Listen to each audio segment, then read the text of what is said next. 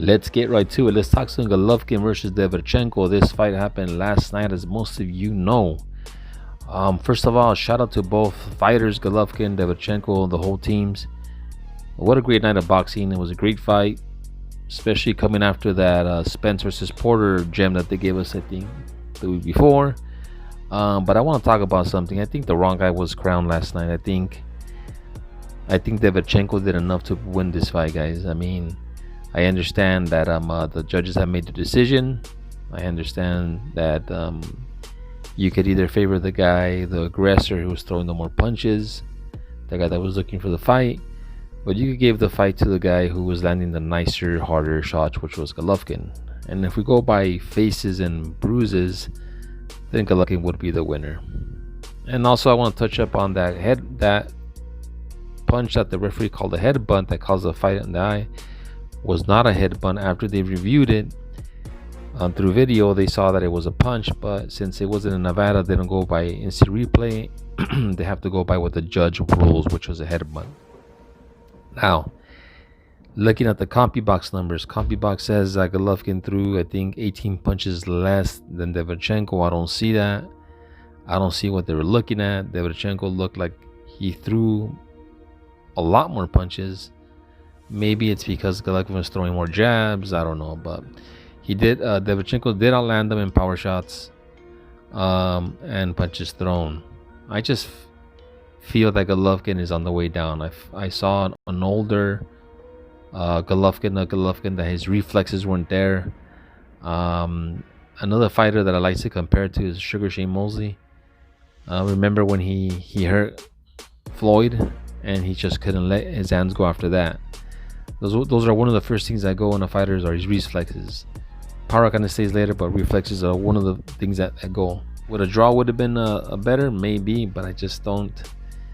I think Golovkin. I'm not calling this a robbery, by the way, because I understand that you could be looking at two different things. But what I'm saying is, I think Derevanchenko did do.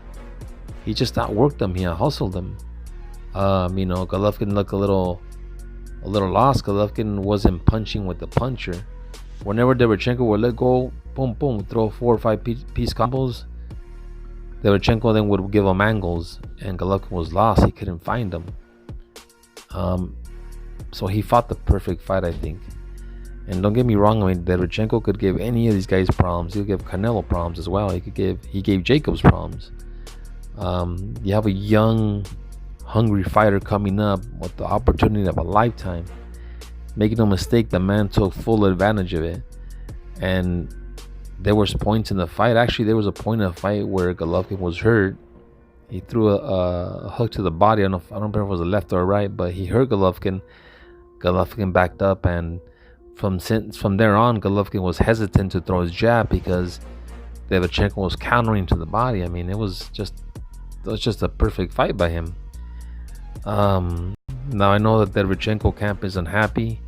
I know the man after the press conference, post-fight press conference, they were saying that they felt Golovkin beat Canelo twice, but that they feel Derevanchenko beat Golovkin.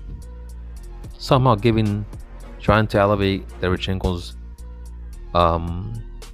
stock by saying, "Hey, we beat the guy that beat Canelo twice, therefore we're the kings at 160." But that's a whole nother story. I think we definitely need to see a rematch. Now, my question I want to ask you guys could drop a comment in the comment section is, did the change in trainer affect Golovkin? We know he's not training with Jonathan Banks. Jonathan Banks has a more defensive style, a more be responsible with your punches. Don't throw punches just to throw them. We know Abel Sanchez was what they called him, quote unquote, Mexican style, more of a come forward. And I think that suits Golovkin more because that's the style that he has. He's an aggressive type fighter. I think if we ever needed to see a Mexican style of Golovkin, as they put it, it was last night. When things